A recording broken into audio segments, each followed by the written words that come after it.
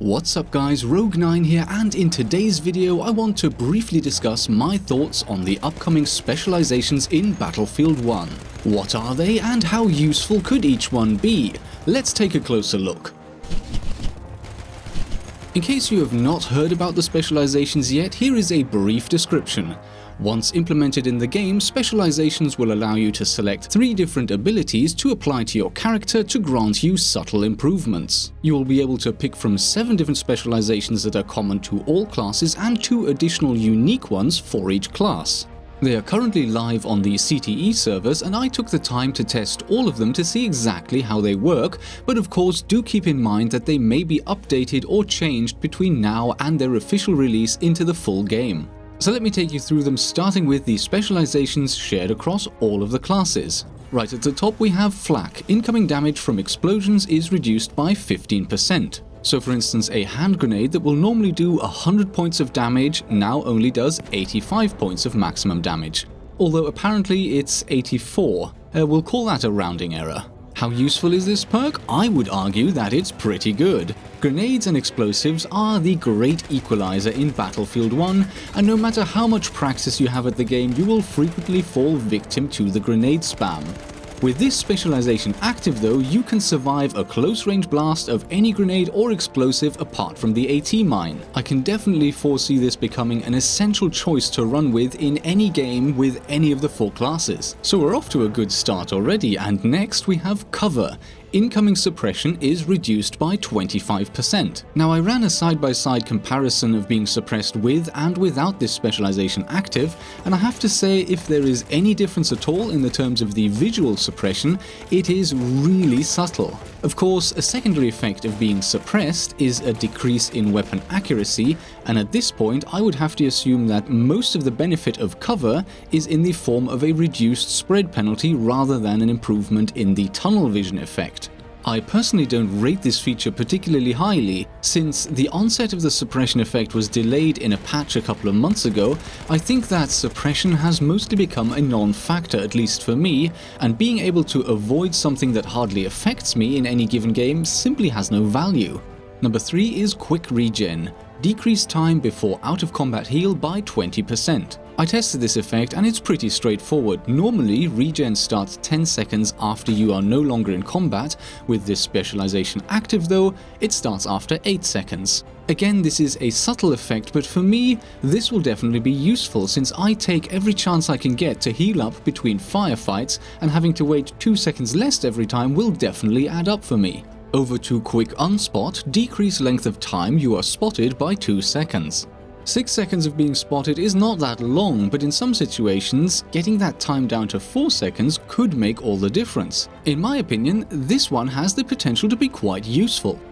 Number 5 is Bayonet Training. The bayonet charge lasts 1 second longer and recovers 1 second quicker. I'm not quite sure how to feel about this one. The bayonet charge is so wonky to begin with that I don't tend to use it all that often.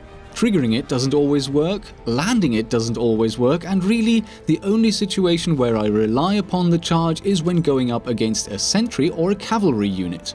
So in conclusion, for me, improving a feature that still feels a little broken is not something that I will want to take advantage of, at least for the time being. In the number 6 position we have Hasty Retreat. Increase maximum sprint speed while suppressed by 10%. In theory, this specialization could be really useful, but in practice, a 10% speed gain is really subtle.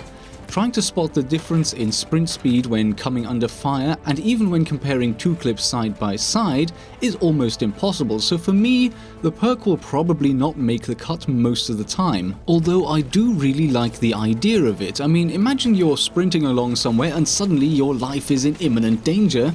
It's easy to imagine how you can find that extra 10% of energy to get away quicker. So to clarify, I do really like this one, but there's probably other specializations that I like more. And last but not least, we have Inconspicuous. When stationary or moving slowly, you are invisible to spot flares. At this point, this perk is easily the most controversial, and one of the stories I've seen most is that this is because spot flares are an essential tool for making the scout class useful, not just when trying to find that last guy hiding away on a capture point, but even when pushing the offensive alongside your squad mates. But it's not just about this being a great counter to the scout class. The trench fighter and the ground support attack plane also both are capable of dropping spotting flares, and they both rely on those to help them identify stationary targets on a contested capture point. And this ability goes even beyond hiding from just them. Not being marked by spot flares in a position where you'd normally be the most vulnerable when you're either capturing or defending a flag will also help you to avoid getting taken out by infantry mortars, armored mortar trucks, mortar land ships, bombers and behemoths. This specialization could be a game changer, and while I fully agree that making the scout class less useful in close quarters combat, or should I say even less useful in close quarters combat, is maybe not a great thing, giving players more of a chance when capturing an enemy point without being taken out randomly by a mortar or a bomber or a behemoth could count towards improving the game. But of course, to be able to take advantage of this, we need to know what moving slowly actually means, so I gave it a test. Running and walking both count as moving too quickly. The only way you can move without getting spotted is either by moving while aiming down sights, or moving in the crouched or prone position. If you're playing on PC, it is possible to sort of tap the W key and move slowly enough while standing upright, and of course using controllers on consoles you have even more control over your movement speed, but if you want to make absolutely sure that you won't get spotted, just crouch.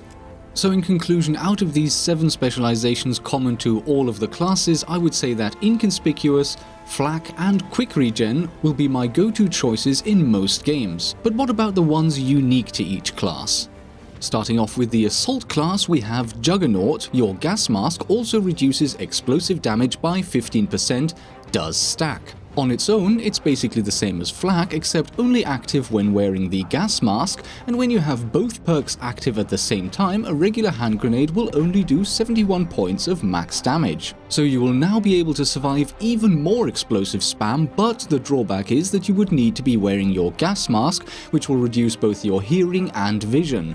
This could still be useful on maps like Fort de Vaux, but being continuously masked up is not something that I would consider on more open maps.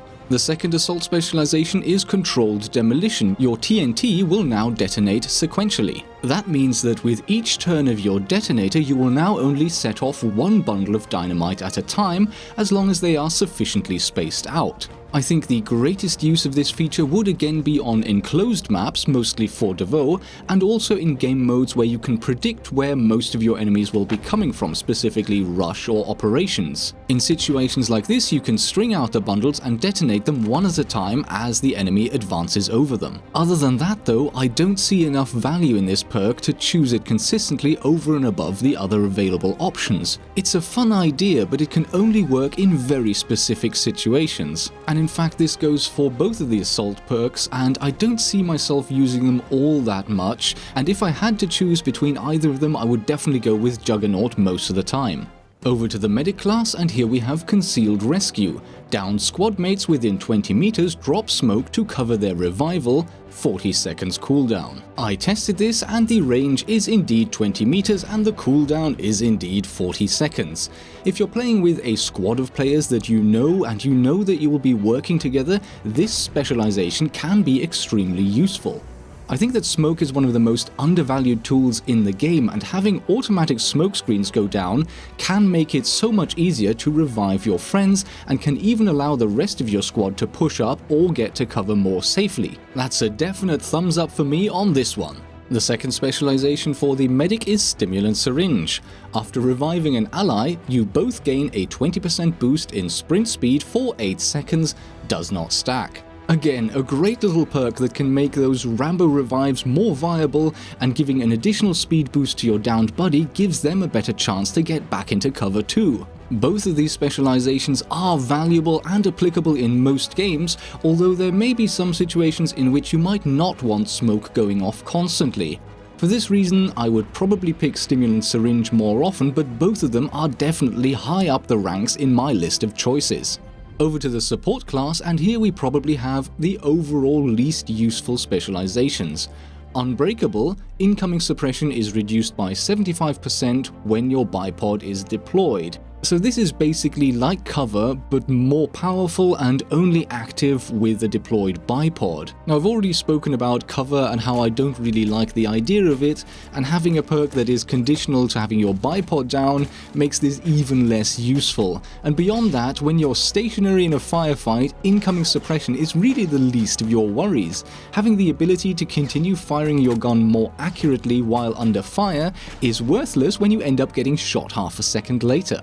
The second support perk is Pin Down. The duration an enemy remains spotted is extended via your suppression. How long can this effect last? Well, depending on the machine gun you're carrying, you can theoretically keep an enemy spotted forever. But again, I have to question the value of this. If you still have a line of sight on your enemy, you can just hit Q again and re-spot them, and if they go for cover, how many situations are there really where the cover is so small that you can keep them suppressed and spotted effectively? Spoiler alert, the answer is not many. And even if you get into an unlikely situation like this, how long are you really going to keep yourself exposed firing at your opponent's position? Pinning down a single enemy like this, waiting for a teammate to take him out somehow, gets you into a 50-50 situation where it is just as likely going to result in you getting sniped, flanked, mortared, bombed, or shelled by artillery. No, both of the support specializations are in their current form totally worthless, and unless they change significantly, I don't see myself using them at all, ever.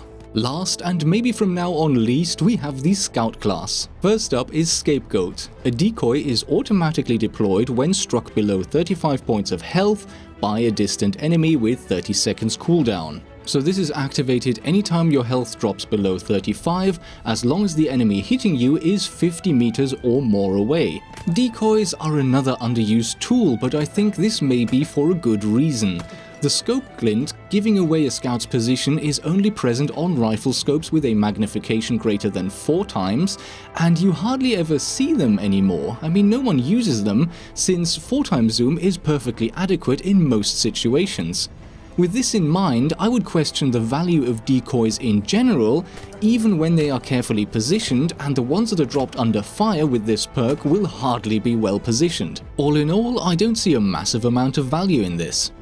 And finally, we have Perimeter Alarm. Enemies within 15 meters of your triggered trip mines are marked on the minimap. Now, when I first heard of this one, I imagined it would be great, since I frequently use the trip mines as an early warning system to cover my back while capturing a point, and this would make the trip mines even better in this function. But in practice, the perk is rather disappointing. The illuminating effect of the mine only lasts about 1/3 of a second, and any enemy with inconspicuous active will not be picked up, and even the enemies that are pinged on the minimap will only be highlighted for just over a second, which is not really enough time for anyone to do anything about them. The only benefit it really has is showing you how many enemies are bearing down on you as long as they're not hidden by the inconspicuous specialization. For this to be viable, I would at least like to see the enemies highlighted for the normal spot duration, so 4 to 6 seconds. Highlighting a couple of enemies for just 1 second is not enough to make me want to pick this specialization.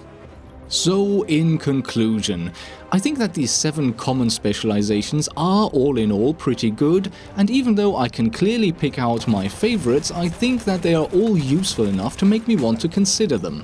When it comes to the unique specializations, the Medic class is the clear winner, and I can see myself using both of those perks quite frequently. For all of the rest of the classes, only Juggernaut seems somewhat useful and only on specific maps. The Scout and especially the Support classes specializations look to be virtually useless at this stage. But as always, those are just my personal opinions, and please do feel free to share your thoughts in the comments section below. I trust that at least some of my tests clarifying the way in which these specializations work were useful, and as always, I hope you enjoyed the video, and I will see you in the next episode.